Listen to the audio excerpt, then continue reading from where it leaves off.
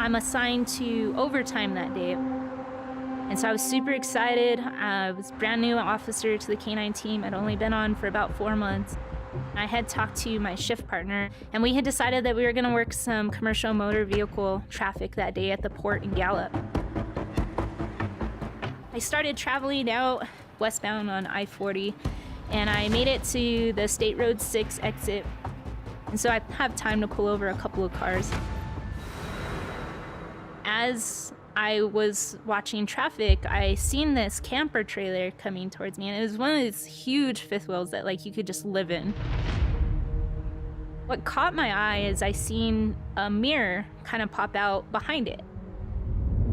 Once the camper trailer came a little closer to me, I could see that it's a smaller pickup truck kind of hiding behind this camper. As he starts to pass me, I've already got the violation of following too close, and so I really start to pay attention to him. This guy is not looking at me. He's looking straight ahead. He has this like 1,000-yard stare. It was a little eerie in a sense, and it sent like a chill down my spine.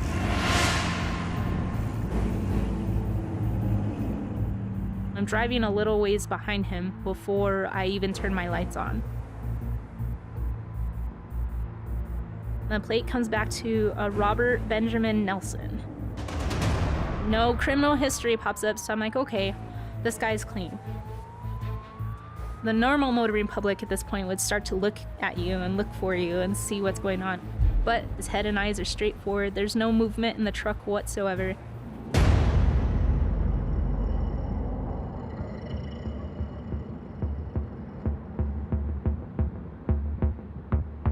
The eerie feeling starts happening again.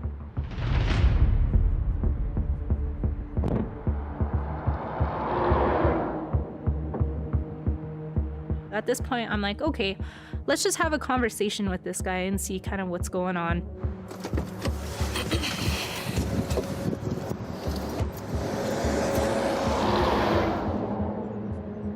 As I'm walking up, I watch the brake lights come back on. What I was expecting was he's getting ready to run.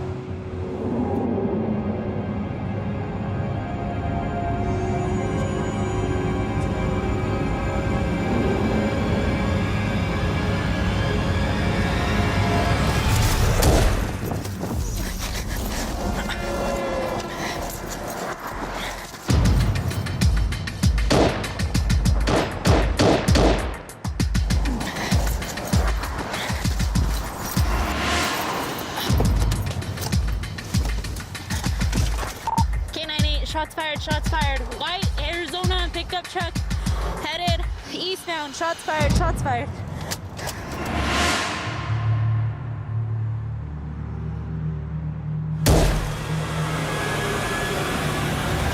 Everything went black for a moment, and I was like, oh God, this is it.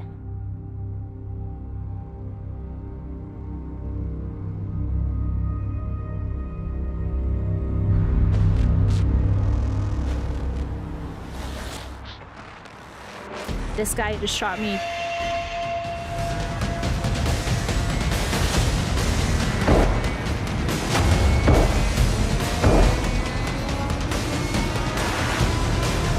The guy like just fucking shot me.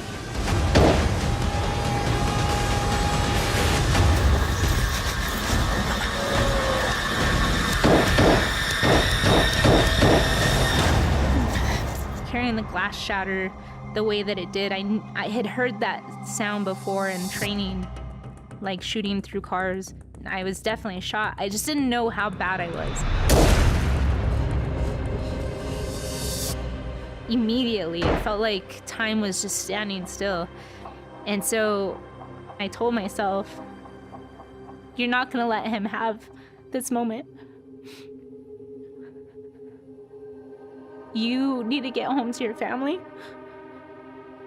And you need to do whatever it takes to go home. Because I really thought that if I lay here any longer, he's gonna come out and he's gonna murder me.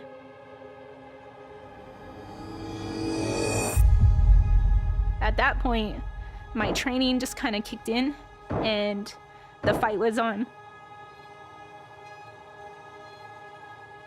And that's when I seen all the blood. I didn't know, was it my face that was bleeding? Was it my hand? What's your location? I just walked up on what I thought was gonna be a normal traffic stop. I was really pissed off. K98, I'm in pursuit. I've been hit in pursuit. He's eastbound on I-40, just east of my location. White Arizona plate, white GMC Arizona plate, passing the 131. Passing the 131, white GMC, shots fired, K98 hit, and outside 55. Second to K98, do you have any driver descriptions at all? Single male driver. The windshield, I hit the windshield. Unsure if he's hit. I hit the back window area in pursuit. In pursuit. My nearest backup is in the city of Albuquerque, which is still another 20 minutes away from me. I start trying to catch up to this guy, and I feel like I'm going so fast, right? In my head, I'm like, yeah, I'm going super fast. Well, then I start seeing traffic, and I'm not really passing traffic. And so then I look down at my speedometer, and I'm doing like 70 miles per hour. And so I had to have a small motivational conversation with myself of like, get your head out of your ass. This guy just shot you. You're still going. You need to get this guy. You can see the speed on my radar change from double digits to triple digits.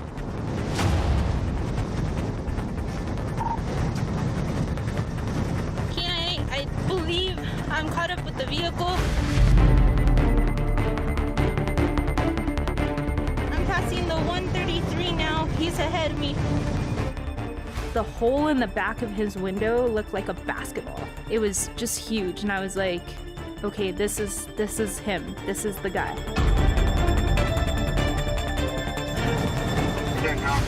Can you give us an updated location?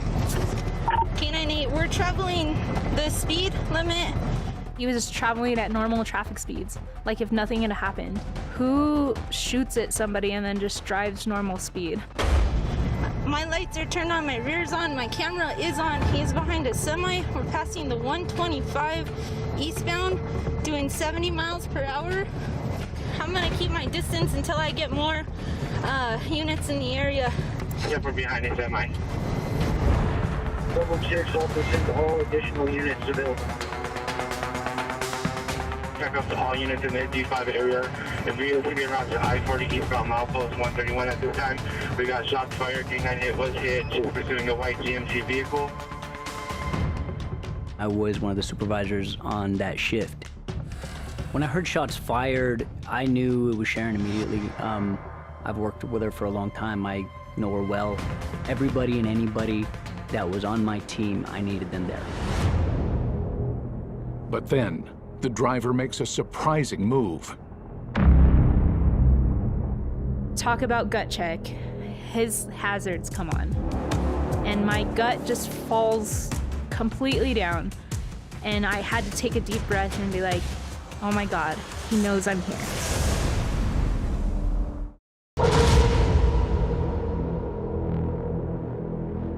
I watch him and he starts to swerve. I believe he's gonna pull over. I don't know, he's got hazards on. It looks like he's getting rifle ready or something. I'm gonna keep distance.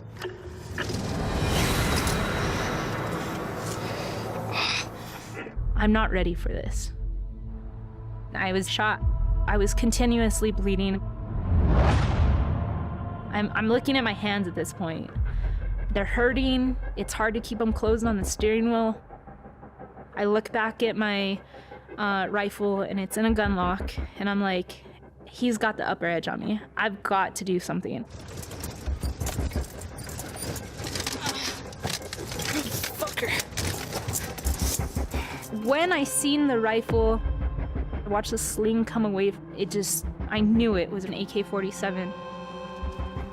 It's a 7.62 armor-piercing caliber round, where I was shooting a 5.56 with my rifle. I was outgunned. I keep my distance, and I keep my rifle drawn on him, and I start giving him commands over the PA. Can you hear me? But he's not moving from that driver's side. Turn around! You can come to K9 to the vehicle pull over. We've now got 2 long-range rifles ready to go between him and I. I'm like, oh man, we're gonna go round 2. Driver is standing outside with his hands up. Driver's standing outside with his hands up. Stand by 10-3 air. He's not moving away from that driver's side door. He still has access to those guns. He's got that rifle. I wasn't gonna fall into his trap again. I was so focused. I was so locked in on him. K98, just for your 49, sir. K9, go ahead. I'm gonna just hold my position until another unit comes. I can barely move my left hand. That's where I was hit. I'm going as fast as my truck will go. This was the first time one of my officers had been shot. I didn't know how bad it was. I didn't know if she was still in the fight. He's standing outside his unit. I'm too far away where he can hear me. 10-4. 10-4, too far away just for him to hear you. Break 10 count of 516, we're landing Laguna. I've got Laguna on PD. All of a sudden, 2 Laguna PD units pop up over the hill. Count to K98. Go! Let's move forward! It was a relief knowing I had some backup, but in my mind, it was still like, I still don't have this guy in custody yet. And he's still a danger. He still has access to a rifle, armor-piercing caliber round, and a handgun. What is he gonna do? But the shooter isn't the officer's only concern. As the Laguna PD officers start coming down, I took my eyes off the subject for just a moment, and I looked behind me. All of a sudden, that camper trailer that the suspect was following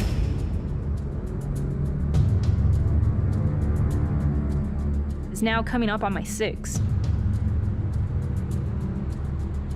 Immediately in my head was like, oh God, they're here to ambush me.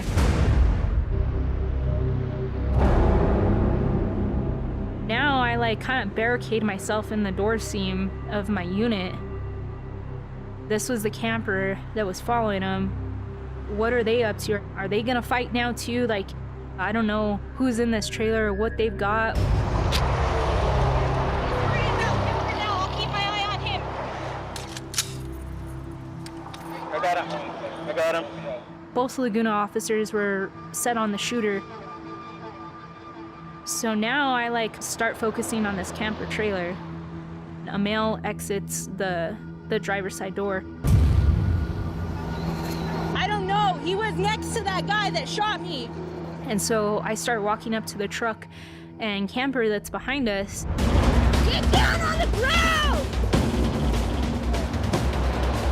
Get down on the ground! That was definitely not what I expected. Get down on the ground. Put your hands behind your head. Let's listen.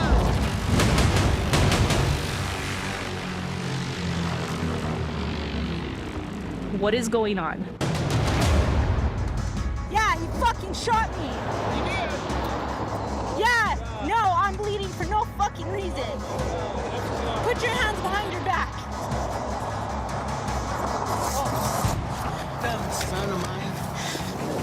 I was very surprised that it was his dad. It all hit very weird in my mind. None of it was just making sense. Do you have any weapons on you? No, Where's your knife? it's in my other pocket. I remember grabbing the pocket knife and just launching it into the field next to us. Get up!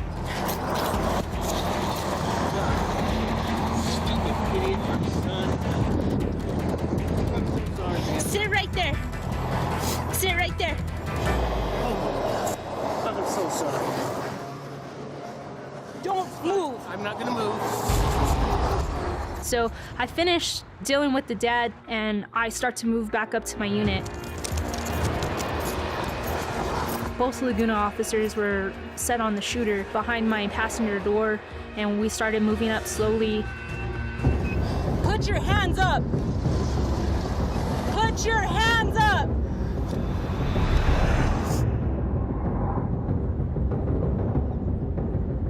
I finally got a response from him, and he started moving forwards.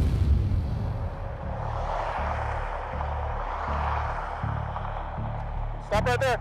Stop right there. Stop right there. With your right hand, reach to the back of your shirt. Lift up your shirt. Turn it around. I kept him in my sights the whole entire time. Put your arms on your head. Put your hands on your head. Didn't have any trust for him whatsoever. He already ambushed me one time. Who's to say that he doesn't have that pistol stuffed behind his back? Don't move, man. Just keep looking straight.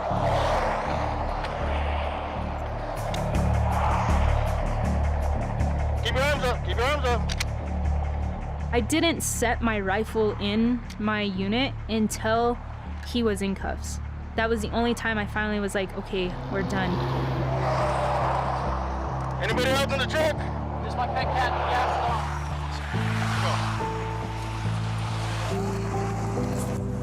When I arrived on scene, I was extremely happy to see that Officer Duran was standing. She appeared to be in pain, but she wasn't lying on the ground. You did awesome. Besides your hands, you okay? Yeah, I'm good. I'm pissed. I bet. Robert Nelson was charged with discharge of a firearm and attempted murder of a federal task force officer. He was sentenced to 30 years. Officers later discover that Robert Nelson was following his parents' camper trailer to attend a family funeral. His father was released without charge. I don't think initially the father realized how much trouble the son was in. I think the father was still in shock. I'm just thankful the officer's okay. She's gonna live. She's been shot though. Stupid kid. It haunts me every day. I do things so differently now. I can't enjoy life the way that I did before this incident because I'm so hyper vigilant on what people do around me now. I woke up that day eager as a new canine officer, just wanting to go out there and find a load of dope or a load of money or whatever have you, and all of a sudden, bam. I'm very proud of Officer Duran. I think she handled the situation amazingly. She handled it with extreme professionalism, with integrity. She stood her ground. She didn't give up in the fight. He shot 3 times, and I got hit 3 times. My knuckle here, and that bullet stayed in my knuckle up until surgery. There's a screw inside of this finger here now because the shot shattered part of my finger. Quick fix for now. And then the 3rd shot hit my vest up here. Is there something in my eye, guys? This one here fucking hurts. The glass shard that hit my eye damaged my vision quite a bit. I've worked really hard, and the one thing I could say is, you know, as law enforcement, we neglect ourselves more than anybody in the world, I feel like, on when it comes to like our mental health or anything else like that. And I've really had to humble myself in being comfortable with speaking about this incident and how much it has traumatized me. I drug myself to the hospital. I've been hit in both hands. We're gonna get you an ambulance. Okay. I could never picture myself behind a desk. Absolutely not. I love being out doing the things that I do with the people that I have the opportunity to work with. Don't move. officer. Can you put him in your unit? I don't want to deal with him right now. Okay, all right. Let's go. I think he just didn't like law enforcement. He knew what he wanted to do, and he had the opportunity, and he pulled the trigger. He's now 31, and now he's got to spend, like, in my opinion, like the best years of his life rotting away in a prison cell. You know, for what? For a dumb decision.